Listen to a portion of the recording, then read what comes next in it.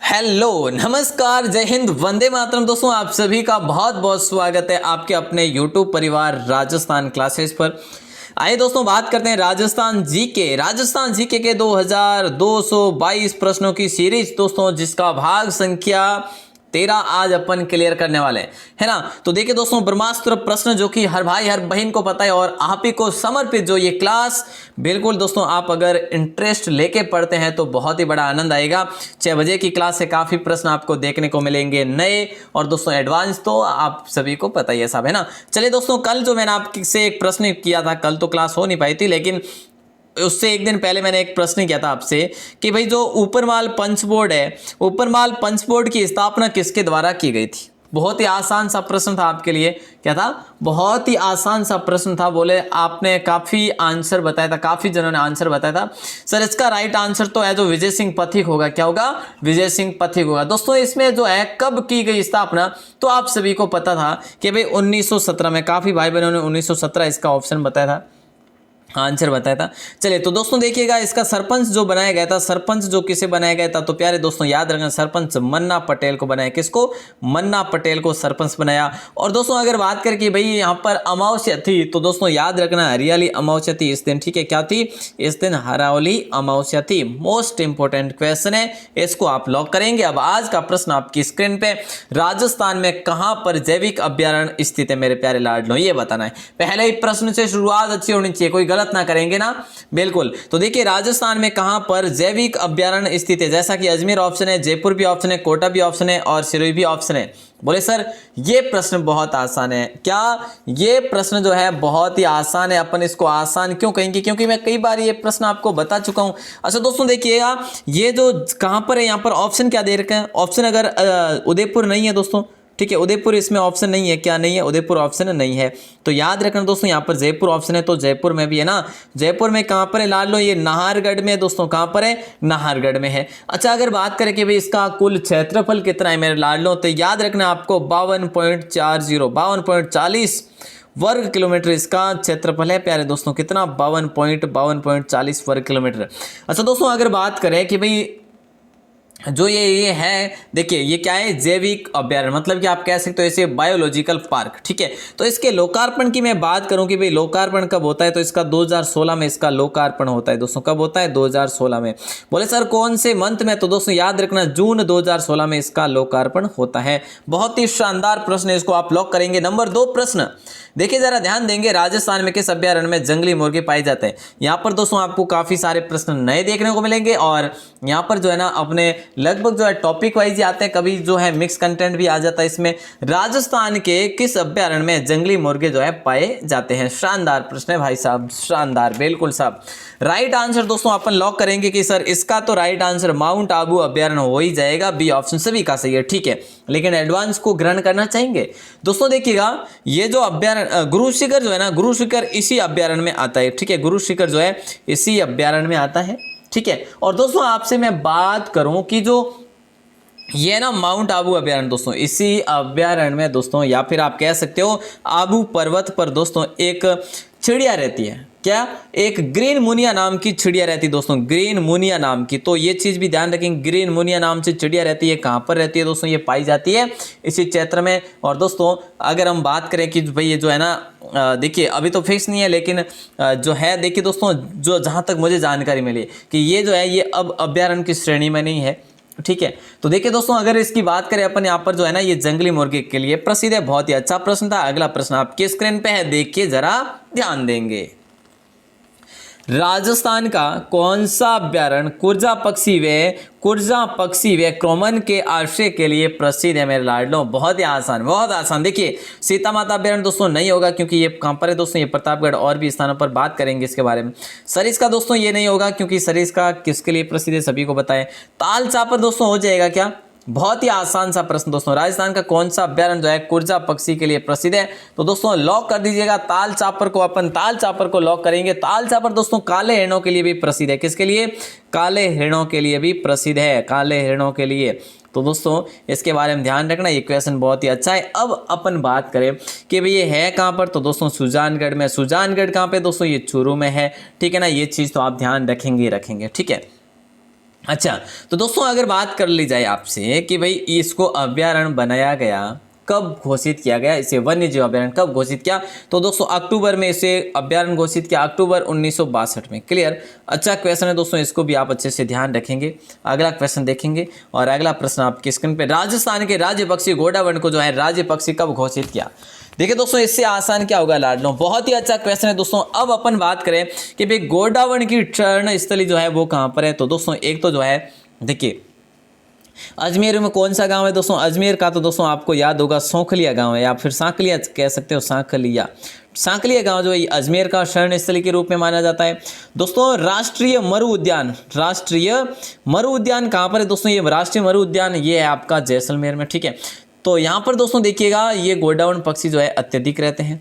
ठीक है, और गोडावण को दोस्तों गुधनमेर भी कहा जाता है, ठीक है, चौहन चिड़िया भी कहा जाता है। ठीक है, और दोस्तों यहाँ पर जो है ना बहुत ही अच्छा क्वेश्चन है। अब लॉक हो जाएगा 1981 दोस्तों, क्या हो जाएगा 1981 हो जाएगा। बहुत ही शानदार प्रश्न, आगे बढ़ेंगे और अगले प्रश्न को देखेंगे।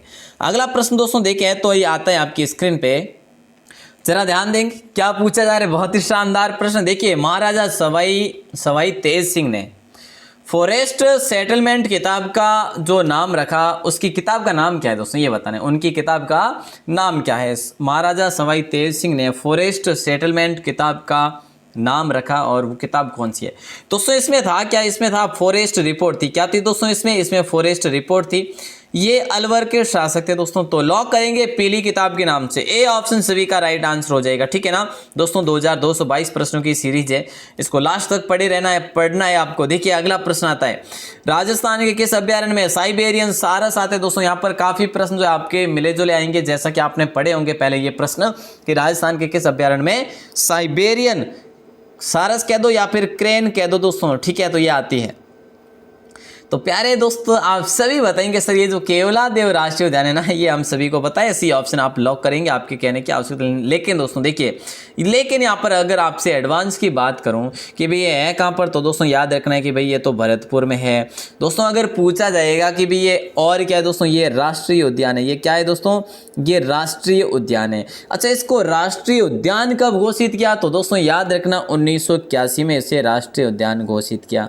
क्लियर ना। चलिए दोस्तों अगर बात करें कि भाई ये राजस्थान की रामसर साइट भी है दोस्तों, रामसर साइट भी है, तो ये रामसर साइट इसे कब घोषित किया, तो दोस्तों ये चीज़ आपको ध्यान रखनी है कि रामसर जो साइट घोषित किया इसे 1981 में ही किया था दोस्तों। बहुत ही अच्छा क्वेश्चन है। ठीक है ना। और दोस्तों इसे यूनेस्को ने अपनी धरोहर लिस्ट में भी शामिल किया, तो वो कब किया, तो दोस्तों वो 1985 में किया। ये चीज़ें आपके लिए बहुत महत्वपूर्ण है ना। और भी आगे प्रश्न आ जाएंगे, चिंता मत कीजिए। देखिए Mukundra hills national park Rajasthan के किस जिले में स्थित है। देखिए दोस्तों और भी प्रश्न आपकी स्क्रीन पे, बहुत आसान सा प्रश्न है। क्या पूछा जा रहा है, मुकुंदरा हिल्स राष्ट्रीय उद्यान दोस्तों ये जो है ना, ये नेशनल पार्क है जो कहाँ पर स्थित है, तो देखिए दोस्तों अगर बात करें कि ये जो है ना, ये राज्य की तीसरी बड़ी, देखिए राज्य की तीसरी आप मान लीजिएगा तीसरी बाघ परियोजना, कितनी नंबर की है, तीसरी। इससे पहले दोस्तों रणथंभौर है, उसके बाद जो है दोस्तों सरिस्का है, उसके बाद जो है ये आती है। ठीक है। अच्छा तो दोस्तों अगर बात करें कि भाई ये कहाँ पे स्थित है, तो दोस्तों एक तो कोटा में, एक चित्तौड़गढ़ में विस्तृत है। क्लियर। अच्छा क्वेश्चन है कि नहीं, बहुत ही अच्छा क्वेश्चन है दोस्तों। अगर बात करें कि भाई इसका कुल क्षेत्रफल कितना है, तो दोस्तों 199 पॉइंट कुछ जो है इसका क्षेत्रफल है वर्ग किलोमीटर में। क्लियर। अच्छा क्वेश्चन था दोस्तों। आगे बढ़ेंगे और अगले प्रश्न को देखें तो ये आता है कि सर राजस्थान में केवलादेव घना पक्षी उद्यान किस जिले में। आप तो बहुत ही आसान सा बता रहे हैं सर, बिल्कुल कोई बात नहीं, लेकिन यहाँ पर तो मैं आपके लिए ये भी तो क्लियर कर सकता हूँ ना दोस्तों कि भाई मैंने काफ़ी जानकारी आपको दी।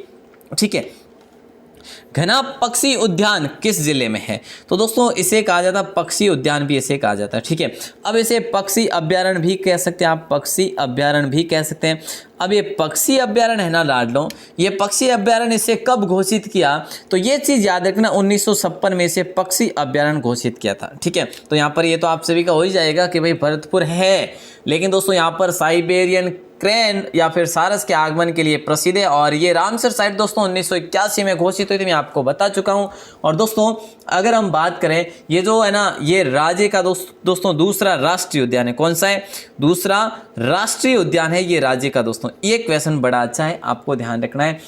और यहाँ पर दोस्तों अगर हम बात करें एशिया की सबसे बड़ी प्रजनन जो है ना पक्षियों की प्रजनन स्थली है। एशिया की सबसे बड़ी पक्षियों की प्रजनन स्थली है यहाँ पर। ठीक है, आगे बढ़े क्या, अगले प्रश्न को देखते हैं। और दोस्तों ये मुख्यतः कौन से भगवान के लिए प्रसिद्ध है, तो याद रखना ये भगवान दोस्तों केवलादेव मंदिर के लिए भी प्रसिद्ध है। अगला प्रश्न आपके स्क्रीन पे, जल्दी आंसर बताओ साहब। बोलेंगे सर ये प्रश्न आप तो अभी अभी करवा रखे हैं, आपने अभी अभी करवाए। बिल्कुल साहब, लेकिन यहाँ पर ये आ रहे हैं 2222 प्रश्नों की सीरीज में आ रहे हैं, तो क्लियर करने में कौन सी दिक्कत है साहब। बहुत ही अच्छे क्वेश्चन अच्छे तरीके से अपन क्लियर करें। राजस्थान के किस अभ्यारण्य में उड़ने वाली गिलहरियां पाई जाती है, कितना आसान है, बहुत आसान है दोस्तों, बहुत ही आसान है। दर्रा अभ्यारण्य होगा, तालसापर अभ्यारण्य होगा, सीता माता अभ्यारण्य होगा, या फिर वन विहार अभ्यारण्य होगा। मेरे लाडलों सी ऑप्शन बताने वाले हर भाई हर बहन का सही आंसर हो जाएगा। अब यहाँ पर क्या है, उड़न गिलहरी कह सकते हैं या फिर उड़ने वाली गिलहरियां। दोस्तों कई बार मैं आपको बता भी चुका हूं, है ना, बहुत शानदार प्रश्न है। अब आपसे मैं पूछूंगा कि भाई इसको स्थानीय भाषा में क्या कहते हैं, क्या इसे स्थानीय भाषा में क्या कहते हैं। तो दोस्तों ये चीज़ याद रखना, अशोवा कहा जाता है इसे, स्थानीय भाषा में अशोवा कहा जाता है इसे स्थानीय भाषा में, क्लियर ना। और दोस्तों ये जो है ना ये सौसिंगा के लिए भी प्रसिद्ध है ये वाला स्थान। ठीक है, कौन सा, सीता माता अभ्यारण्य दोस्तों ये। अच्छा, सौसिंगा को यहाँ पर दोस्तों क्या कहा जाता है, यहाँ पर भेंडल कहा जाता है प्यारे दोस्तों। ठीक है, तो ये चीज़ें याद रखेंगे, अच्छा क्वेश्चन है, ठीक है ना। और दोस्तों यहाँ पर इसे जो है ना इसे चीतल की मातृभूमि भी कहा जाता है, चीतल की मातृभूमि कहा जाता है लाडलों। तो और क्या चाहिए बताओ, और क्या चाहिए। अच्छा, और तो मैं आपको बताना भूल गया कि ये कहाँ कहाँ पर विस्तृत है। तो लाडलो ये जो सीता माता अभ्यारण्य है ना, ये एक तो आप लॉक करेंगे चित्तौड़गढ़ में स्थित है दोस्तों, एक है जो प्रतापगढ़ में ये। ठीक है, मतलब कि इसकी सीमा लगती है दोस्तों, मुख्यतः कहाँ पे, प्रतापगढ़ में और एक उदयपुर। तो यहाँ पर जो है दोस्तों ये सीमा बनाता है, इन तीनों जिलों की सीमा बनाता है ये वाला। ठीक है ना। तो दोस्तों चीतल की मातृभूमि उड़न गिलहरी और सौसिंगा के लिए प्रसिद्ध है। बहुत ही अच्छा क्वेश्चन है, आगे बढ़ेंगे, अगले प्रश्न को देखेंगे। 390 लो साहब, अच्छा प्रश्न है दोस्तों, अच्छा क्वेश्चन है, आंसर बताइएगा। यहाँ पर जैसा कि मैंने आपको बताया अभी मैंने बताया कि विश्व का, देखिए मैंने आपको कौन सी एक चिड़िया का नाम बताया था दोस्तों, कौन सी चिड़िया का, ग्रीन मुनिया का नाम बताया था। ठीक है, कौन सी, ग्रीन मुनिया नाम से चिड़िया यहाँ पर रहती है। तो दोस्तों अब आपको आंसर ये आना चाहिए, विश्व का एकमात्र पादप जिसका नाम है डिक्लीपटेरा आबुएसिस, जो घास का नाम है दोस्तों, ये घास कौन से अभ्यारण्य में पाई जाती है। मेरे लाडलों कितना आसान है, सी ऑप्शन सभी का राइट होगा। यहाँ पर ग्रीन मोनिया नाम से चिड़िया भी पाई जाती है लाडलों। ठीक है, और ये जो है ना ये जंगली मुर्गों के लिए प्रसिद्ध है लाडलों। और अगर हम बात करें दोस्तों, ये जो है ना ये घास, ये विश्व की एकमात्र पादप है यहाँ का। ठीक है ना दोस्तों, इसे डिकिल पटेरा कहा जाता है। ठीक है, डिकिल पटेरा या फिर आबुएंसिस घास कहा जाता है। चलिए साहब, नेक्स्ट क्वेश्चन आपके स्क्रीन पे, जल्दी आंसर बनेगा साहब। 391 देखिए, जरा ध्यान देंगे कि जवाहर सागर अभ्यारण्य में किस जीव की संख्या बढ़ाने पर विशेष ध्यान दिया जा रहा है। वाह साहब वाह, क्या आंसर दे रहे हैं आप सभी, बहुत बढ़िया। देखिए राजस्थान जवाहर सागर अभ्यारण्य में किस जीव की संख्या बढ़ाने पर विशेष ध्यान दिया जा रहा है।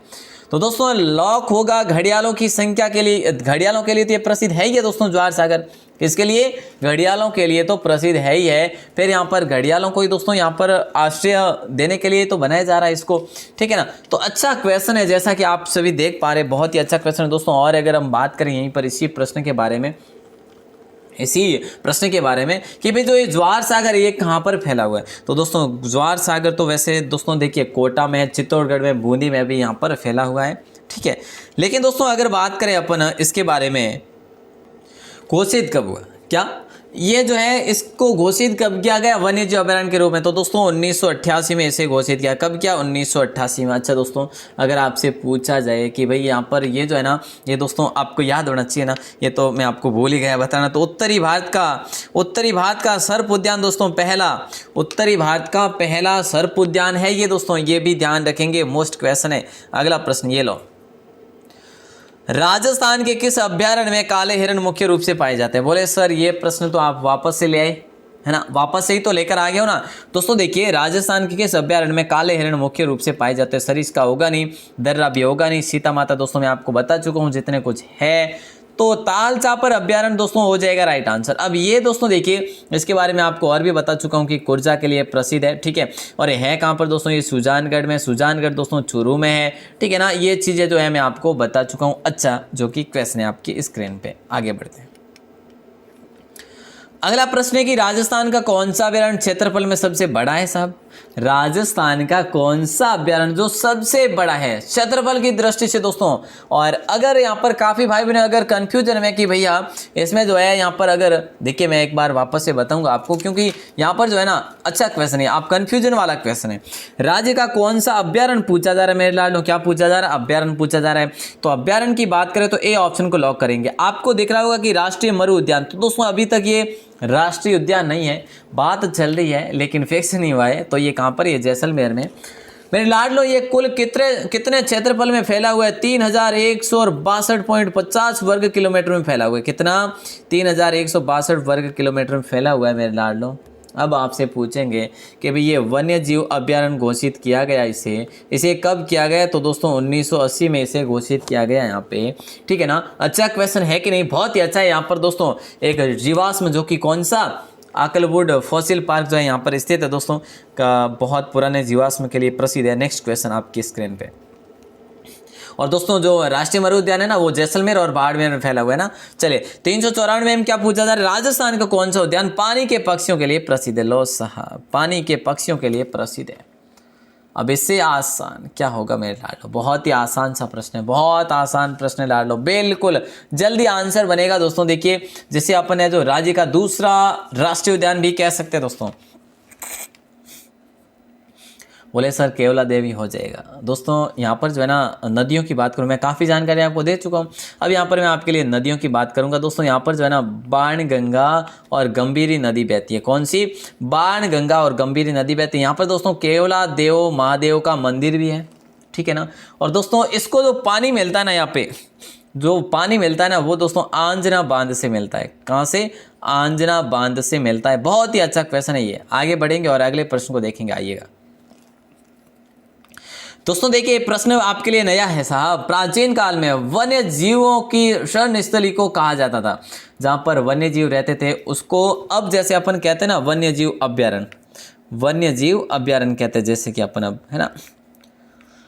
तो प्राचीन काल में इसे दोस्तों क्या कहा जाता था? जोड़बीड़ कहा जाता, ओरड़ कहा जाता था, या फिर घुटान, या फिर घना। दोस्तों बहुत आसान प्रश्न है, आप लॉक करेंगे बी ऑप्शन को। बी ऑप्शन है जो बिल्कुल सही आंसर हो जाएगा, ओरड़ हो जाएगा। प्राचीन काल में वन्य जीव की शरण स्थली को ओरड़ कहा जाता था। नेक्स्ट क्वेश्चन आपकी स्क्रीन पे देखो। राजस्थान में कौन सा समुदाय प्राचीन काल से वनों की रक्षा धार्मिक महत्व रखता है दोस्तों? धार्मिक महत्व से जो है उसका क्या करता है? रक्षा करता है। दोस्तों इससे आसान क्या होगा मेरे लाडलो? बहुत आसान है। जाम्बू जी द्वारा प्रवर्तित दोस्तों, ये जाम्बू जी के अनुयायी हुए थे दोस्तों, जाम्बू जी के अनुयायी हुए थे। 29 नियम इनको बताए थे दोस्तों। देखिए 20 + 9 विष्णोई, ठीक है, ऐसे याद रख सकते हैं कि भाई देखिए समुदाय जो है ये प्राचीन काल में विष्णुई हो जाएगा राइट आंसर। ये समुदाय बिल्कुल साहब, बहुत ही अच्छा प्रश्न है। बी ऑप्शन को लॉक कर देंगे। आइए अगला प्रश्न है कि किस अभ्यारण्य में टाइगर डेन पर्यटक बंगला जो है स्थित है? कितना आसान, कितना इंपॉर्टेंट होगा आपके लिए। नया प्रश्न है मेरे लाडलो, कौन से अभ्यारण्य में टाइगर डेन पर्यटक बंगला जो स्थित है। अब आपसे मैं बात करूं कि भाई राज्य की दूसरी बाघ परियोजना कौन से मेरे लाडलो? राज्य की दूसरी बाघ परियोजना कौन सी है? तो दोस्तों सरिस्का है। आप सभी बताएंगे सर ये तो हम सभी को पता है। चलिए बहुत बढ़िया। अब देखिए दोस्तों अगर हम बात करें कि भाई इसको कब प्रारंभ किया गया, तो 1978 में इसको प्रारंभ किया दोस्तों, ठीक है। तो यहाँ पर राइट आंसर सरिस्का अभ्यारण्य हो जाएगा। टाइगर डेन पर्यटक बंगला जो है यहाँ पर स्थित है मेरे लाडो। नया प्रश्न है आपके लिए, ठीक है ना। अब देखिए, अब मैं जैसा कि आपको बता रहा हूँ ना, देखिए 1978 में यहाँ पर क्या हुआ था, यहाँ पर इसे टाइगर के लिए मतलब कि बाघ परियोजना इसे बनाया था 1978 में। लेकिन अभ्यारण्य की बात करें, पहले तो अभ्यारण्य इसको घोषित किया, लेकिन अभ्यारण्य की बात करें ना, अभ्यारण्य इसको 1955 में घोषित किया था दोस्तों। क्लियर ना? अच्छा क्वेश्चन है। यहाँ पर दोस्तों पठार स्थित है, एक तो क्रास्का और एक कांकनवाड़ी पठार स्थित है, आपको याद होगा। तो बहुत ही अच्छा क्वेश्चन है दोस्तों। आगे बढ़ेंगे, अगले प्रश्न को देखेंगे। और अगला प्रश्न दोस्तों, एक आपको याद हो तो दोस्तों पांडुपोल जो है ना ये कहाँ पर स्थित है? ऐसा प्रश्न आपका एग्जाम में बना था। और ये पांडुपोल जो है ना ये सरिस्का अभ्यारण्य में है, ठीक है ना। हाँ 398 नंबर क्वेश्चन है। पूछा क्या जा रहा है मेरे लाडलो? पूछा जा रहा है किस जिले में स्कूल ऑफ डेजर्ट साइंस स्थापित किया गया है? ये पूछा जा रहा है। स्कूल ऑफ साइंस डेजर्ट जो है, स्कूल ऑफ डेजर्ट साइंस स्थापित किया गया है। तो मैं ला लो, नया क्वेश्चन है, लॉक कर दीजिएगा ए ऑप्शन को। बाड़मेर में स्थापित किया गया। कहाँ पर किया गया? बाड़मेर में। क्या किया गया? स्कूल ऑफ डेजर्ट साइंस स्थापित किया गया। ओके साहब, आगे बढ़े। नंबर 399, बहुत बढ़िया दोस्तों, बहुत अच्छे। नंबर 399 में क्या पूछा जा रहा है, ध्यान देंगे। नलियासर से आहत मुद्राएं, इंडो ग्रीक सिक्के एवं गुप्तकालीन चांदी के सिक्कों के साथ साथ 105 तांबे की मुद्राएं भी मिलती है। यह कहाँ स्थित है? मेरे लाडो, क्या पूछा जा रहा है? नलियासर से आहत मुद्राएं, इंडो ग्रीक सिक्के और गुप्तकालीन चांदी के सिक्के के साथ साथ 105 तांबे की मुद्राएं भी मिली। तो ये कहाँ पर स्थित है? नलियासर। दोस्तों ये यहाँ पर पूछ लिया आपसे नलियासर, तो दोस्तों कितना आसान है मेरे लाडो, कितना आसान है। नलियासर तो सांबर में है ना। तो है जो डी ऑप्शन आप सभी का राइट आंसर हो जाएगा, सांबर। ओके सर, सांबर को आप लॉक कर देंगे। यहाँ पर बहुत सारे प्रश्न जो है आपके यहाँ पर क्लियर हो रहे हैं, है ना। चलिए आगे बढ़े दोस्तों। राजस्थान में मथिरण कला का प्रधान जो क्षेत्र है वो कौन सा है? दोस्तों देखिए, इससे आसान क्या होगा, मैं कई बार ये प्रश्न आपको बता चुका हूँ। राजस्थान में मथिरण कला का प्रधान केंद्र जो है दोस्तों, देखिए बीकानेर और बांसवाड़ा भी ऑप्शन है, और दोस्तों देखिए जैसलमेर भी ऑप्शन है, सवाई माधो भी ऑप्शन है। तो देखिएगा यहाँ पर दोस्तों अगर हम बात करें मथिरण कला, ठीक है ना, एक आती है उस्ता कला। दोस्तों क्या? उस्ता कला। ये जो है ना, ये दोस्तों कहाँ की? बीकानेर की है। बहुत ही आसान सा प्रश्न है, बहुत ही अच्छा क्वेश्चन है, सभी का राइट आंसर हो जाएगा बीकानेर। नंबर 401 आपके लिए नया है। राजस्थान राज्य हथकरघा विकास निगम लिमिटेड का मुख्यालय कहाँ पर है तथा इसकी स्थापना कब की गई? दोस्तों 2 क्वेश्चन आपके लिए मैंने बताए यहाँ पे।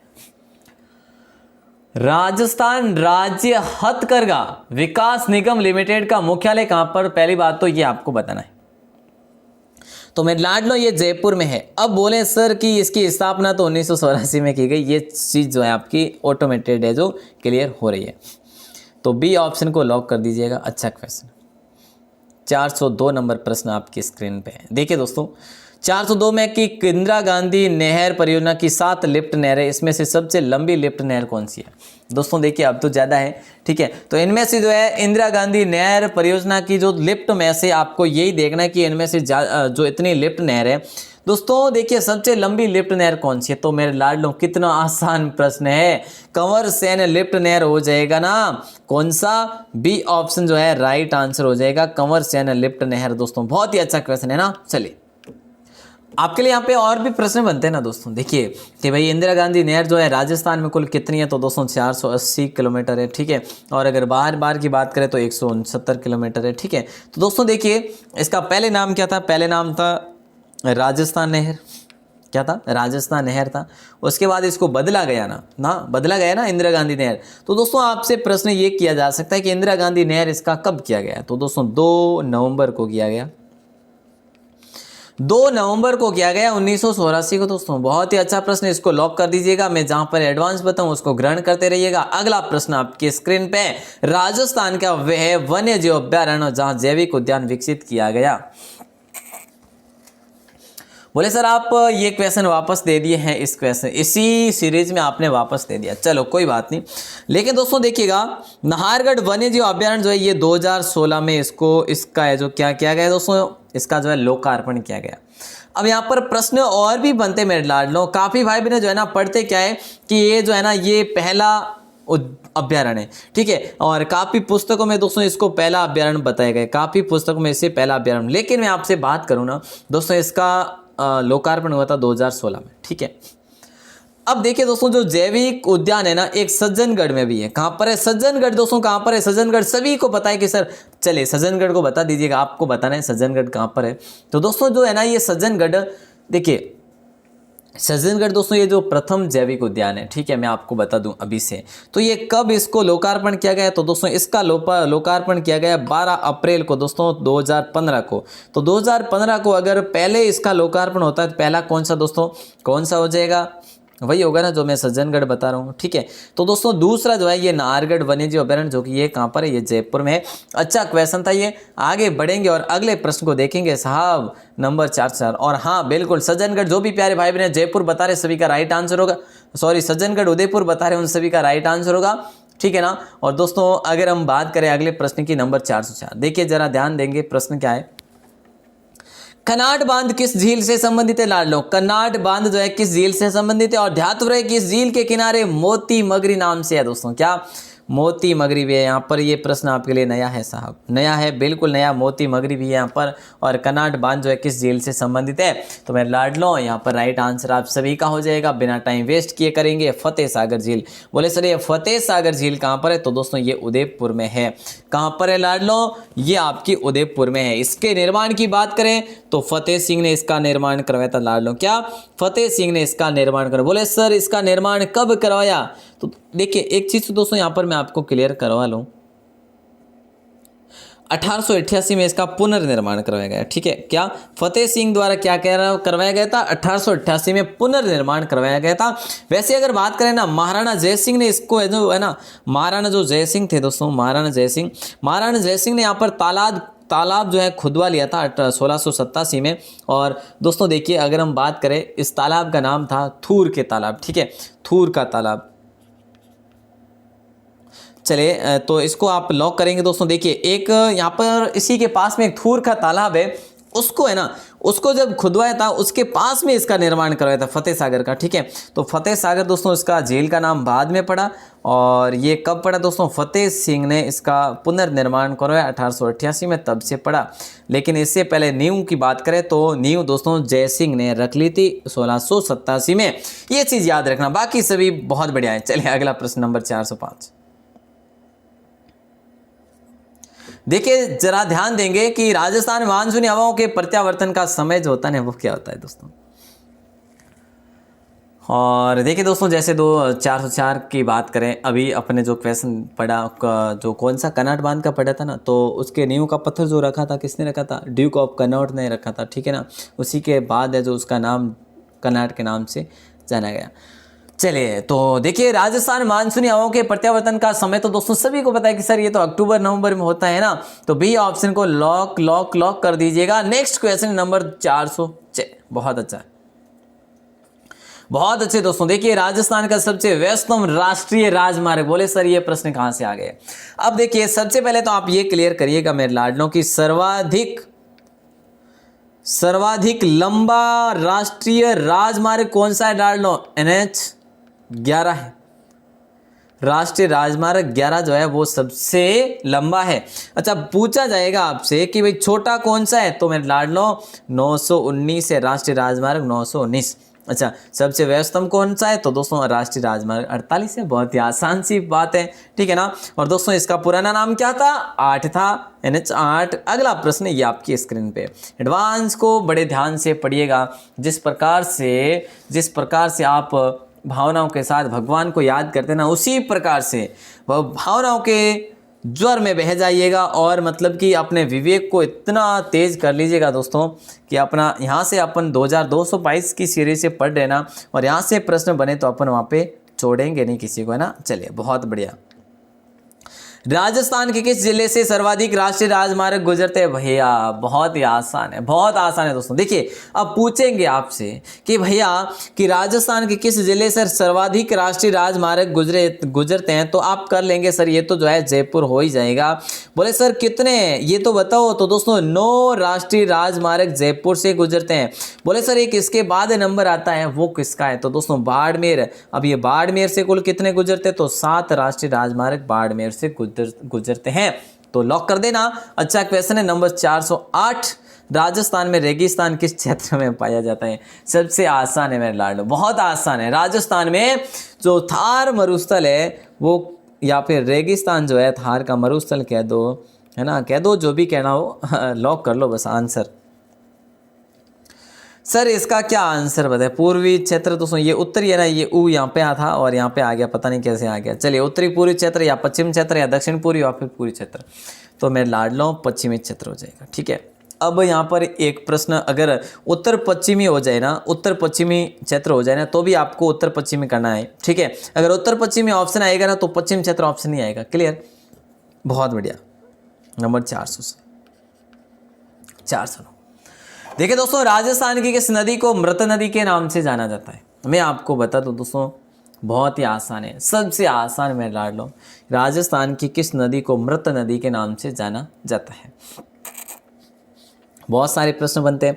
राजस्थान की सबसे बड़ी आंतरिक अपवाह क्षेत्र की नदी दोस्तों, आंतरिक अपवाह क्षेत्र की नदी दोस्तों कौन सी है? तो आप करेंगे सर घग्गर है, ये तो हमें पता है। चलो तो मृत नदी भी तो घग्गर को ही तो कहा जाता है। घग्गर दोस्तों जो पौराणिक नदी थी जिसका नाम मैं आपको बता दूं सरस्वती, और सरस्वती की ये क्या थी? एक सरस्वती की दोस्तों ये सहायक नदी थी। अब अच्छा, तो दोस्तों इसे पाकिस्तान में क्या कहा जाता है? अगर देखिए ज़्यादा पानी होता है तो ये फोर्ट अब्बास तक चली जाती है, और जब वहाँ पर जाती है तो इसे पाकिस्तान में आकरा के नाम से जानते हैं दोस्तों। क्या? आकरा के नाम से। अच्छा क्वेश्चन है ये, ठीक है ना। चलिए बहुत बढ़िया, लास्ट क्वेश्चन आपकी स्क्रीन पे है। बोले सर सुकड़ी और गुहिया नदी के किनारे पर कौन सा शहर जो है स्थित है? मेरे लाडो ये बताना है। बहुत ही आसान सा प्रश्न है आपकी स्क्रीन पे। बहुत अच्छे। देखिए दोस्तों सुकड़ी और गुहिया नदी के किनारे पर जो शहर है ना, वो शहर है मेरे लाडलो, वो सोजत शहर है। कौन सा? सोजत शहर है। बहुत ही आसान सा प्रश्न है मेरे लाडो, बहुत ही आसान है। इसको लॉक करेंगे बी ऑप्शन को। सोजत शहर दोस्तों कहाँ पर है? ये पाली में। सोजत दोस्तों क्यों प्रसिद्ध है? मेहंदी के लिए प्रसिद्ध है, ठीक है। और दोस्तों अच्छा क्वेश्चन है, इसको आप लॉक कर देना, लॉक कर देना, लॉक कर देना। क्लियर ना? चलिए बहुत बढ़िया दोस्तों, आपको मैं लास्ट का जो है आज का क्वेश्चन दे रहा हूँ। लास्ट का दोस्तों मैं आपको क्वेश्चन दे रहा हूँ, ठीक है ना।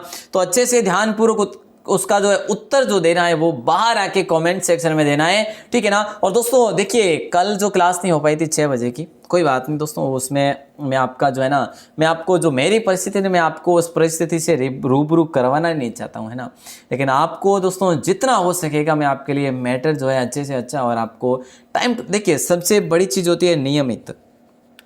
अगर मैं आपको कह लूँ कि आप नियमित स्टडी करो और मैं आपके लिए नियमित कोई क्लास दो ही नहीं, आप हाँ स्टडी तो कर सकते हैं, लेकिन गुरु वो बात हो जाती है फिर तो कि गुरुजी खुद क्या करते हैं और मतलब स्टूडेंट्स को क्या कहते हैं।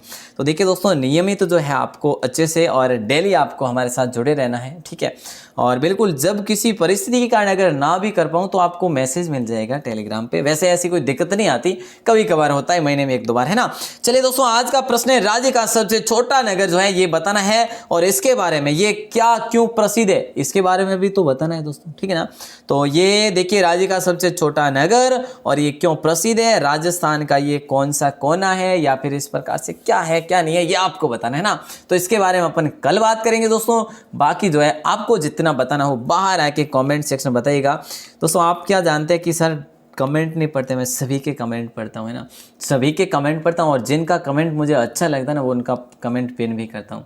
आने वाले समय में आप देखेंगे कि मैं यहाँ से पढ़ रहा था, मैं यहाँ से पढ़ रही थी सर के साथ, और जो है ये मेरा कमेंट जो है पिन है यहाँ पे। जब कभी भी आप सेलेक्ट हो जाएंगे उस समय देखेंगे। चलिए दोस्तों आप सभी का बहुत बहुत आभार, बहुत बहुत धन्यवाद, प्रेम पूर्वक आभार। और दोस्तों अगर आप पहली बार है चैनल के साथ तो बिल्कुल सब्सक्राइब कर लेना। मैं आपको राजस्थान क्लासेस के व्हाट्सएप नंबर दे रहा हूं, इस पर आप अगर मैसेज करते हैं तो आपको ज्वाइन कर लेंगे व्हाट्सएप ग्रुप में दोस्तों। BSTC PTT दोस्तों और वन रक्षक वनपाल हर भर्ती परीक्षा के लिए राजस्थान जीके तो भाई साहब सबसे महत्वपूर्ण टॉपिक है और इसको पढ़ना बहुत जरूरी। तो 2222 प्रश्नों की सीरीज अपन कंप्लीट करेंगे और आपको लास्ट तक बने रहना है। चलिए आभार, धन्यवाद। वीडियो को लाइक कर दीजिएगा और शेयर वगैरह किया करें, और दोस्तों कमेंट जरूर करें क्लास कैसी लगी और इस प्रश्न का आंसर बड़े धूमधाम से देवें। धन्यवाद।